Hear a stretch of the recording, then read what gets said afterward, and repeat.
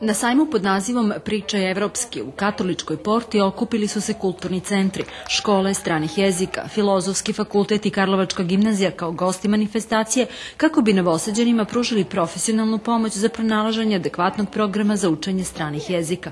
Do sada se podrazumeva da je engleski jezik kao maternji, da znamo, više nije uspeh znati samo engleski, podrazumeva se da znate bar još jedan evropski jezik, da li je to italijanski, francuski, španski, ruski. Karlovačka gimnazija je sa željom da prikaže sve ono što se radi u jednoj filološkoj gimnaziji kao gimnaziji jedinstvenoj na teritoriji autonomne pokrajine, znači specijalizovanoj gimnaziji.